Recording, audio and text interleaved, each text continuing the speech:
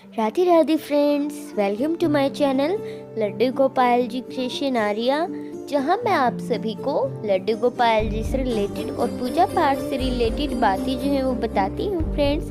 और मैं आशा करती हूँ कि फ्रेंड्स आप सब ठीक होंगे और मैं भी ठीक हूँ फ्रेंड्स। सो फ्रेंड्स, आज मैं आप सभी को मोक्षदा एकादशी के बारे में बताऊँगी, जो कि 25 दिसंबर को है और 25 ही दिसंबर को है क्रिसमस डे। तो दोनों एक ही दिन है। और जो मोक्षदा एकादशी है, मोक्षदा एकादशी साल की लास्ट एकादशी, जो ये मोक्षदा एकादशी है फ्रेंड्स, ये साल की लास्ट एकादशी है। तो जो आज मैं आप सभी को इसकी व्रत कथा जो है वो सुनाने वाली हूँ। तो अगर आपको मेरी वीडियो अच्छी लगी हो तो प्लीज़ मेरे चैनल को लाइक, सब्सक्राइब एंड शेयर ज़रूर कीजिएगा। तो मैं जो कथा जो है वो स्टार्ट करती हूँ फ्रेंड्स। तो श्री युधिष्ठिर जी बोले कि हे भगवान श्री कृष्ण, आप सबको सुख देने वाले हैं और जगत के प्रति हैं, जगत के पति हैं, इसीलिए मैं आपको नमस्कार करता हूँ। नमस्कार। कृपा कर मेरे एक संशय को दूर कीजिए। मार्गशीर्ष माह के शुक्ल पक्ष की एकादशी का नाम क्या है? उस दिन कौन से देवता की पूजा की जाती है और उसकी विधि क्या है? हे भगवान, मेरे इन प्रश्नों का उत्तर देकर मेरे संदेह को दूर कीजिए। भगवान श्री कृष्ण जी बोले, हे राजन, आपने अत्यंत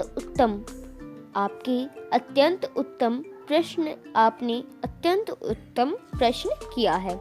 आप ध्यान पूर्वक सुनिए। मार्गशीर्ष माह के शुक्ल पक्ष की एकादशी को मोक्षदा एकादशी के नाम से भी जाना जाता है या फिर प्रसिद्ध है।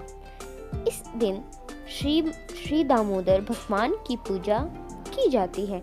धूप, दीप, नैवेद्य आदि से भक्ति पूर्वक करनी चाहिए। जो इनकी पूजा जो है फ्रेंड्स, धूप, दीप, नैवेद्य आदि से भक्ति पूर्वक करनी चाहिए इनकी पूजा। अब मैं एक पुराणों की कथा कहता हूँ। श्री कृष्ण जी कहते हैं कि अब मैं एक पुराणों की कथा कहता हूँ।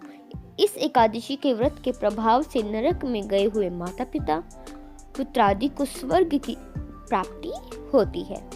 आप इसे ध्यान पूर्वक सुनिए। प्राचीन गोकुल नगर में वैश्यमख नाम का एक राजा राज्य करता था। इसके राज्य में चारों वेदों के ज्ञाता ब्राह्मण रहते थे। रात्रि को एक दिन स्वप्न में राजा ने अपने पिता को नरक में पड़े देखा। उसको स्वप्न का बड़ा आश्चर्य हुआ। प्रातः काल होते ही वह ब्राह्मणों के सामने अपनी सब स्वप्न कथा कहने लगे। हे ब्राह्मणों, रात्रि को स्वप्न में मैंने अपने पिता को नरक में पड़ा देखा। उन्होंने मुझसे कहा कि हे पुत्र, अब मैं नरक भोग रहा हूँ, मेरी यहाँ से मुक्ति करो। अब मैं क्या करूँ, कहाँ जाऊँ? इस दुख के कारण मेरा शरीर तप रहा है। आप लोग मुझे किसी प्रकार तप, दान आदि को बतावें जिससे मुझको मुक्ति प्राप्त हो। उस उत्तम पुत्र का जीना व्यर्थ है जो अपने पिता का उद्धार न कर सके। राजा के ऐसे वचनों को सुनकर ब्राह्मण बोले, हे राजन, यहाँ से करीब ही वर्तमान भूत भविष्य के ज्ञाता पर्वत नाम के एक ऋषि का आश्रम है। आप यह सब बातें उनसे जाकर पूछ लीजिए, वे आपको इसकी विधि बता देंगे। राजा ऐसा सुनकर मुनि के आश्रम पर गए।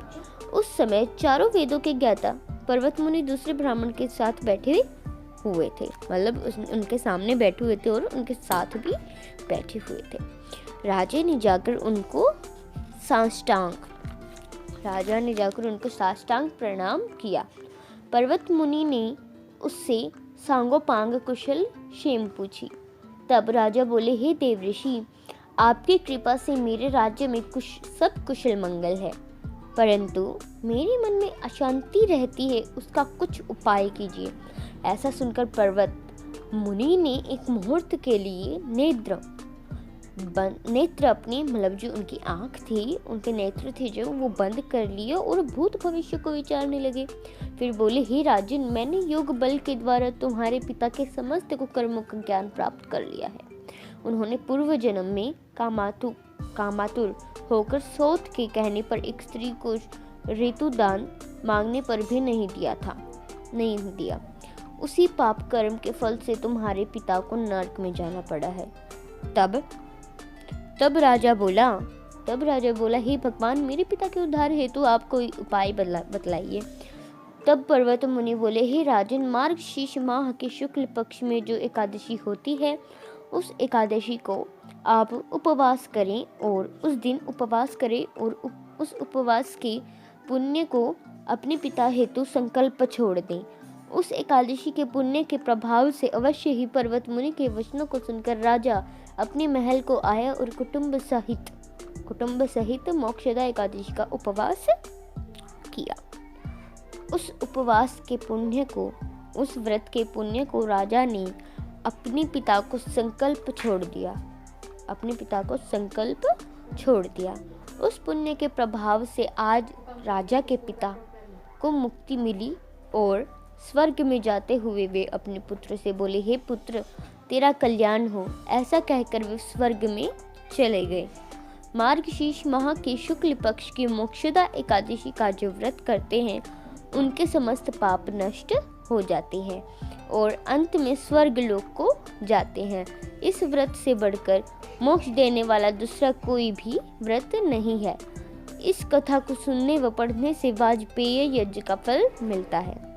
ये थी फ्रेंड्स जो मोक्षदा एकादशी की कथा थी, जो फ्रेंड्स ये ख़त्म हो गई है। और अब जो मैं इसका कथा सार जो है वो सुना देती हूँ आप सभी को। तो यह कथा पिता के प्रति भक्ति और दूसरों के लिए पुण्य अर्पित करने की अनुपम कथा है। इस एकादशी का व्रत केवल व्रत करने वाले प्राणी का ही नहीं बल्कि उसके पितरों का भी भला करता है। अपने किसी सगे सहोदर मित्र बंधु को भी इस व्रत का फल अर्पण करने से उसके भी पापों के कलेशों का नाश हो जाता है। जो साधक माता पिता में ईश्वर को देखते हैं, भगवान विष्णु की असीम अनुकंपा में उनकी समस्त कामनाओं की सिद्धि होती है। तो ये था फ्रेंड्स मोक्षदा एकादशी का कथा सार। तो मैंने आप सभी को मोक्षदा एकादशी की कथा जो फ्रेंड्स वो सुना दी है। तो और अब इसका जो मुहूर्त है या फिर पारण का समय वगैरह वो सब संकल्प वगैरह वो सब मैं आप सभी को अगले वीडियो में जो है वो शेयर कर दूँगी। तो अगर आपको मेरी वीडियो अच्छी लगी हो तो प्लीज़ मेरे चैनल को लाइक, सब्सक्राइब एंड शेयर ज़रूर कीजिएगा। तो राधे राधे फ्रेंड्स, हरे कृष्ण।